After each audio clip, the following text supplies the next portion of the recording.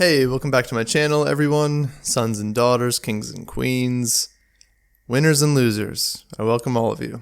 My name is Philip Paul, just sharing my walk with Christ. And I've got a fun prophetic word that came to me 2 or 3 days ago.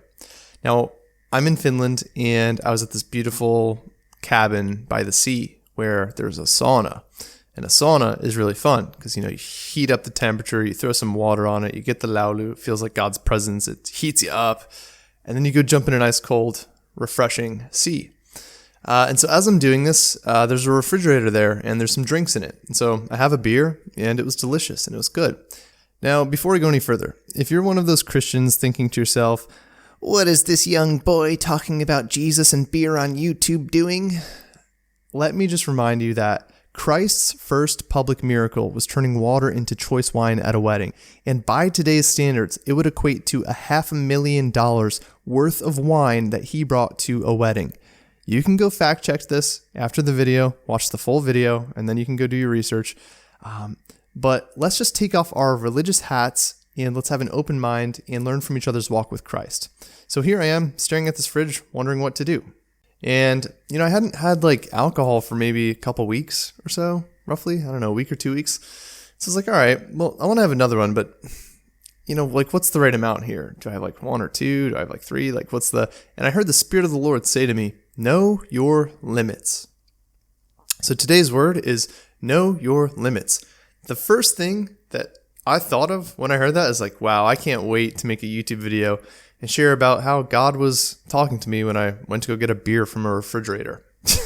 So he said to me, know your limits. But this actually contains way more than just a short little story of me having 2 beers at a sauna in Finland. It actually, as I was thinking about it before I made this video, I was like, this is a good opportunity to discuss what it actually means to know your limits in life. And not just simple as oh, I know that I can have 1 or 2 beers or 3 beers, but maybe more so you need to know your limits in life. And limits refers to boundaries, and it refers to intake, and it refers to tolerance. It refers to what you are capable of handling and what you are not capable of handling. It refers to knowing when your physical, spiritual, or emotional tanks become empty and you need to go back to the secret place and refill. Pun not intended. Knowing your limits means knowing yourself. It means knowing what you can and cannot do, what you are good at and what you are not good at, and knowing where you need help and knowing where you can help others out, knowing how much food you can actually put on your plate and properly digest, knowing what is the wise amount versus the unwise.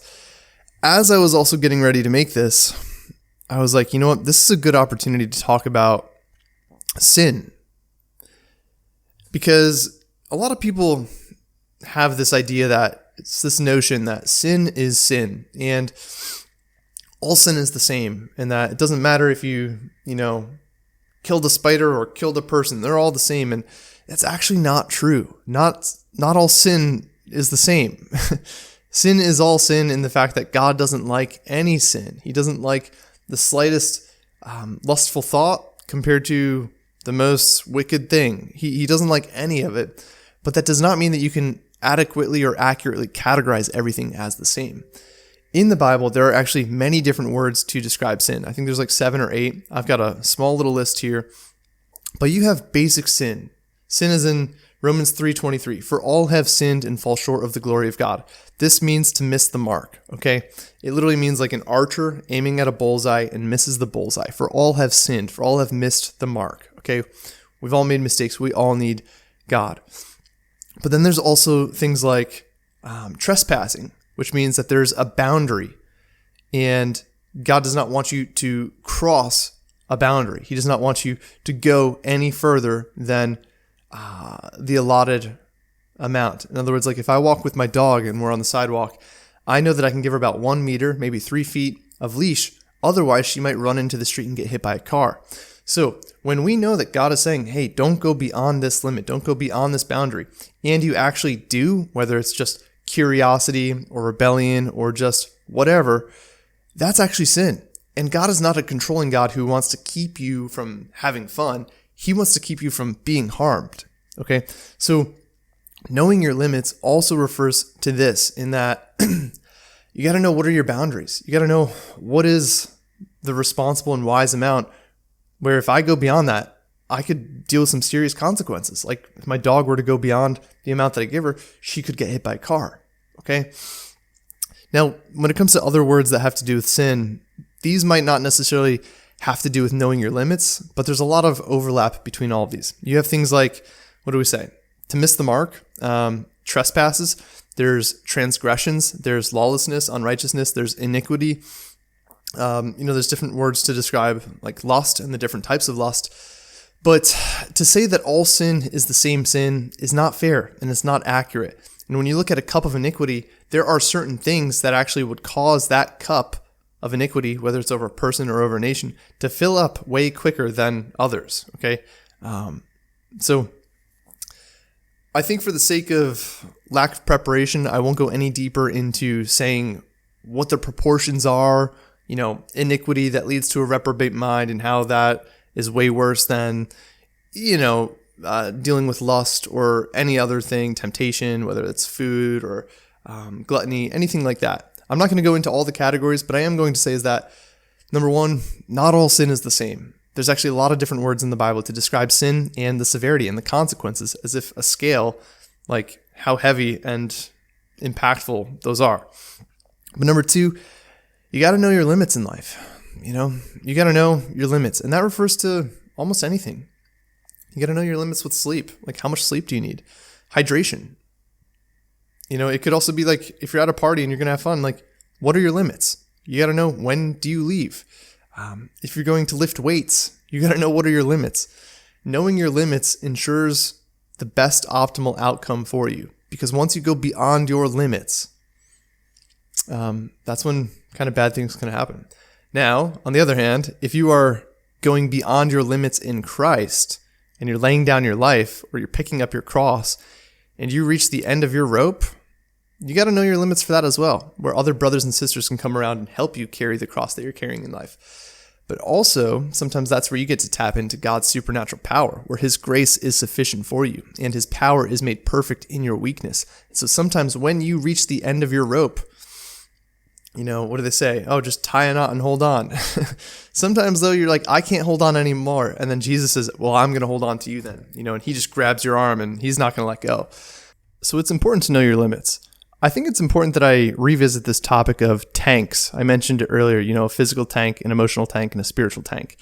I actually follow a principle of 5 F's: faith, family, friends, fitness, and finances. And I've noticed in my own life that if any of those tanks, faith, family, friends, fitness, finance, if any of those is lacking, or if one of those tanks is empty, there are collateral damages and collateral effects that kind of break down the system and work their way into all the other tanks as well.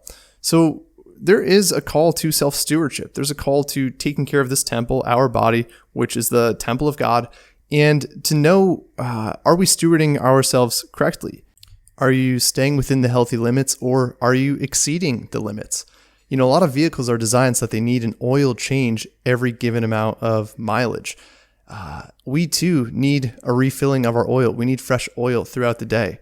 I don't know about you, but if I have an amazing start to my day, let's just say I have a great quiet time, I had an amazing dream, I wake up, my spiritual tank can be full, but it gets depleted throughout the day. And if I don't refill it, by the end of the day, I can be a grump, I can be irritable, I can be a jerk, I can be impatient. And so there's this essence of keeping your batteries charged. I had this vision one time where like Reinhard Bonnke appeared to me in a dream talking about crusades, and he was like, you must keep your batteries charged.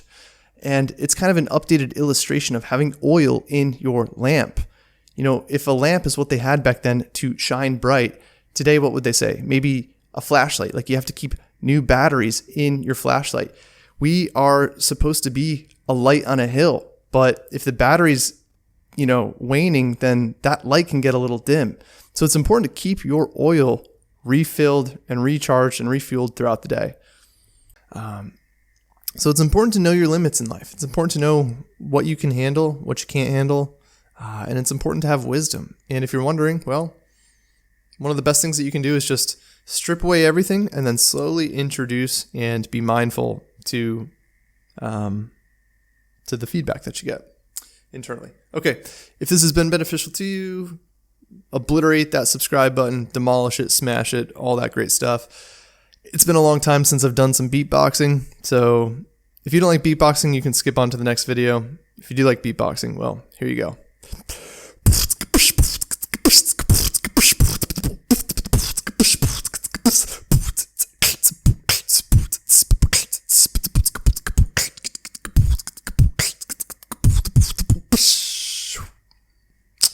All right, I should probably go take a shower.